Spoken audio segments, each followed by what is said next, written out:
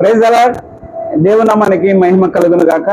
మన ప్రభువును రక్షకుడైన యేసుక్రీస్తు వారి నామం పేరిట అందరికీ శుభాభివందనాలు తెలియజేస్తా ఉన్నాను.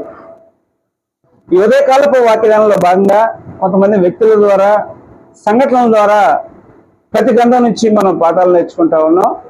ఈరోజు ప్రసంగి గ్రంథం నుంచి వలల వంటి స్త్రీలకు పురుషులకు దూరంగా ఉండాలి అనేటువంటి వాక్య సత్యాన్ని పాఠంగా మనం ఈరోజు నేర్చుకోవడానికి ప్రయత్నం చేద్దాం.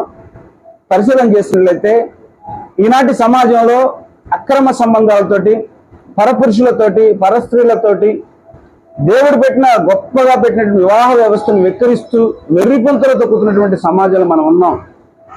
అక్రమ సంబంధాలలో భర్తను చంపేయడం, భార్యను చంపేయడం, అటువంటి ఘోరమైన స్థితిగతులు, అటువంటి భయంకరమైన సమాజంలో మనం ఉన్నాం.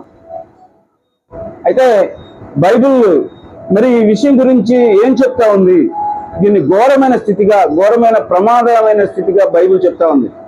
ప్రసంగి గ్రంథం 7వ అధ్యాయం 26వ వచనాన్ని కనుక మనం చూసినట్లయితే, ప్రసంగి గ్రంథం 7వ అధ్యాయం 26వ వచనం, మరణము కంటే ఎక్కువ దుఃఖం కలిగించినది ఒకటి నాకు కనపడెను. అది వలల వంటిదై ఉరుల వంటి మనసును, బంధకముల వంటి చేతులు కలిగిన స్త్రీ. దేవుని దృష్టికి మంచివారైన వారు దాన్ని తప్పించుకుందరు, కానీ పాపాత్ములు దాని వలన పట్టబడుదురు. వలల వంటి స్త్రీ చేపను వలలో వేసుకున్నట్టుగా పట్టేసుకుంటుంది. ఉరుల వంటి మనసు పక్షిని ఉరిలో ఉచ్చులో పడేసినట్టుగా. మరణం కంటే ఘోరమైంది అని రాస్తా ఉన్నాడు. మరణం కంటే ఘోరమైంది, మరణం కంటే బాధకరమైంది ఇంకేముంటది? ఇది పరస్త్రీ యొక్క కౌగిలి మరణం కంటే కూడా బాధాకరమైందంట. అది ప్రేమ కౌగిలి కాదు, చావు కౌగిలి. అది బైబిల్ హెచ్చరిస్తుంది, చాలా జాగ్రత్త. సామెతల గ్రంథంలో చెప్పబడింది, దాని ఇంటి వాకిల వద్ద కూడా, జారస్త్రీ ఇంటి వాకిల వద్ద కూడా వెళ్ళొద్దని.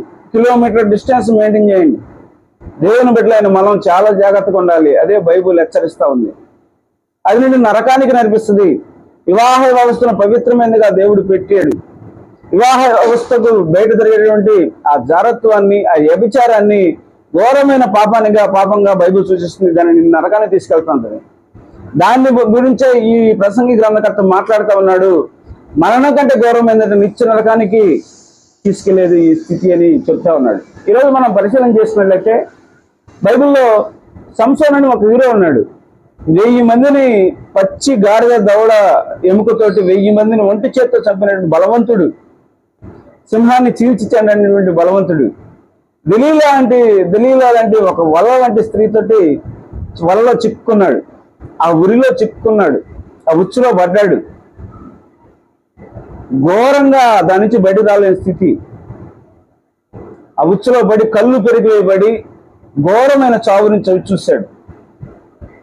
కాబట్టి జాగ్రత్త. దేవుని బిడ్డలమైన మనము ఈనాటి సమాజంలో జరుగుతున్నటువంటి సంఘటనలు దృష్టిలో పెట్టుకొని చాలా జాగ్రత్తగా ఉండాలి. అటువంటి పరిస్థితుల్లోకి పరస్త్రీలు, పరపురుషుల యొక్క కౌగిలి నిన్ను నరకానికి నడిపిస్తుంది అనేటువంటి హెచ్చరిక బైబిల్ చెప్తుంది పదే పదే. ఈరోజు ఆ ఘోరమైన చావు చూసినటువంటి సంసోను రియల్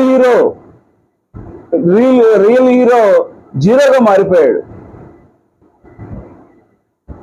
మరి బైబిల్ గ్రంథంలో దాని వాకిల దగ్గర కూడా పోవద్దు అన్నాడు. జారస్త్రీ దగ్గరకు కూడా వెళ్ళొద్దు అని బైబిల్ హెచ్చరించింది. కాబట్టి మరి ఈ బైబిల్, ఈ ప్రసంగి గ్రంథకర్త 700 మంది భార్యలు, 300 మంది ఉపపత్నులతోటి ఎంతమంది వలలు వేసే స్త్రీలు ఉన్నారో, ఎంతమందితో ఈయన ఆ నరకాన్ని అనుభవించాడో, కానీ ఆయన అనుభవ స్వారంతో బైబిల్లో పెట్టబడింది. దీనికి కౌంటర్ గా బైబిల్లో చాలా ఎగ్జాంపుల్స్ చూసాం. పరస్త్రీ కౌగిల్లో, పరపురుషుల కౌగిల్లో నాశనం చేసుకున్న జీవితాలు బైబిల్లో ఎన్నో ఎగ్జాంపుల్స్ మనకు కనిపిస్తూ ఉంటాయి. ఈరోజు నీకు నాకు హెచ్చరికగా మరి ప్రసంగి గ్రంథం ద్వారా మనం నేర్చుకోవాల్సింది ఏంటంటే, అక్రమ సంబంధాలు, పరస్త్రీ వలలోకి చిక్కుకోకూడదు, పరపురుషుల వలలో చిక్కుకోకూడదు. మరి సమాజంలో ఇవాళ ఘోరమైనటువంటి ట్రెండ్స్ నడుస్తున్న ఈ స్థితిలో మనం జాగ్రత్తగా మన పవిత్ర జీవితాన్ని కాపాడుకుంటూ పరిశుద్ధంగా ముందు కొనసాగించబడాలి. అట్టి జీవితం మనకు దేవుడు దయచేయను గాక. దేవుడి పరిశుద్ధ మాటలను వినికిల్లో దీవించి ఆశీర్వదించను గాక. వీడియో కనుక నచ్చినట్లయితే లైక్ చేయండి, షేర్ చేయండి, సబ్స్క్రైబ్ చేసుకోండి. అనేక మందికి వాక్యం స్ప్రెడ్ అవ్వడానికి మీరు కూడా పాలుభాగస్తులు ఉండి. అందరికీ వందనాలు. God bless you all.